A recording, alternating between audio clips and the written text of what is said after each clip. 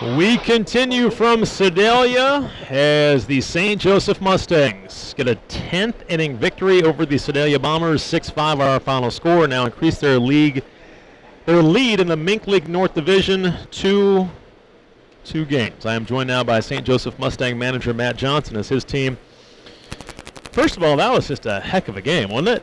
It was. That's that's what you play this whole week for, to play in those situations and those big moments, and we were very fortunate to get the job done. Coach, talk about just the grit and grind from this team. You're 0-4 against this club. The lead has been dwindling now for the last month or so. They've been playing good baseball. It's a good club, obviously.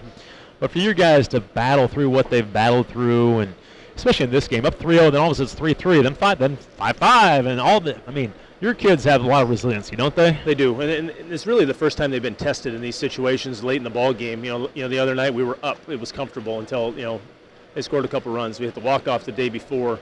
We tell them all year, teams get hot at certain times. It's the ones that hold on and are consistent throughout the year are the ones that are going to end up on top. And hopefully we can continue to do what we're doing right now. How big is this one for you? It's huge. That's a big game, and especially at this time of the year with 3 games to go, you're up 2 games. You have them one more time. Obviously it's not over, but it puts a little bit more pressure on them.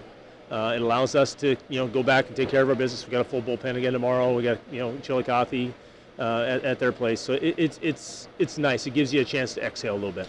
It does, and now again, you guys have always controlled your own destiny, but now you certainly do, because they can't slip up at all anymore. The pressure is squarely on those guys, and it wouldn't have been had they won tonight's game. So this was a major swing game, probably even more so than Thursday's, because it might be wrapped up by then. It might have came down to that game, we don't know, but this was as big as it gets in a regular season this late in the year, maybe ever for you guys, right? Yeah. You had a couple of games maybe, but... Well, we've been on the other side of it. The first 2 years we were on the other side of it. We were down a game, and we didn't come through in those late inning situations in those games. So, for us to be in this situation this late in the year, it's big, it's fun. People think I'm crazy, but you have no idea how fun it is. If you could sit inside my head for this ball game, you would be baffled at all the things that are going through it. But I enjoy these games, and I think our kids do too. Yeah. I was looking forward to this thing all day long, and it certainly lived up to the billing today. Trent Hill goes 2 for 5 in the game. Hit the ball to short. That could have been another one, but then he comes in to get the final out. He made it a little interesting with the hit by a pitch, but we talked about him earlier, but what a heck of a season he's having. And to have his arm back after being rested, that's huge for you guys too, isn't it? It is, especially with the loss of Harper and having to use Collins as a start with all the games that we've had in a row here due to the rain. It's big to have him in the back end of that pen again. We didn't have to use him that much tonight, which is nice too, so we can put him back out there again tomorrow if we need to with D'Amico and Medina back healthy. That gives us a little bit more that we can shorten this ball game, in the 6th and 7th innings tomorrow. So, to have him back there as a second closer, probably the biggest hero of tonight was Austin Asperger, who gave us more innings than he's probably given us all year in one outing, and he was clutch tonight. He was who I was going to bring up next, a good segue. He goes 2 1/3. He wasn't great, but he had some big strikeouts. He had 4 and 2 1/3, only got the 1 hit allowed.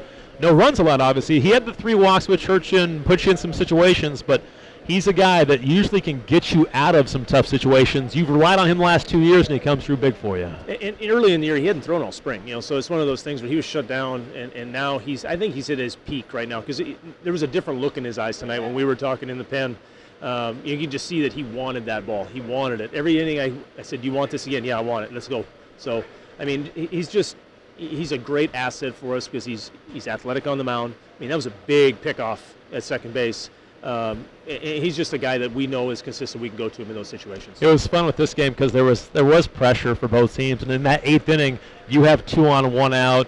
Then you get the strike him out, throw him out, double play, which you squander an opportunity. But then they've got 2 on nobody out. You get the pick off, and then they squander the opportunity. Just some crazy happenings in this game. You could tell this was a pressure-filled game, and it felt like a postseason game tonight. It did, and it comes down to the situations. It's not necessarily the team that wins it, but the team that makes the less mistakes late. And that error in that inning was huge. That allowed our guy to get all the way to third base, and Jerry'd come up big with the base hit. I don't think Jerry gets a base hit there if they don't have the infield in. So, it's just one of those things. If you don't make mistakes late, you're going to have success. And Jerry came through. He played real well for you tonight, too. He had a nice ball game. Well, what most people don't realize, he does everything well defensively and offensively, but Jerry's really become a leader out in the middle of that infield. I like having him out there. He controls the game extremely well. He's very heads up. Early in the ball game with the pop-up to center field, and Jordan didn't see it. Jerry's right there, makes the play. He's got so many intangibles that he's very important to have out in the middle of that infield. Big win for you. Congratulations. Thanks, Dave. We'll see you tomorrow night in Chillicothe. Sounds good.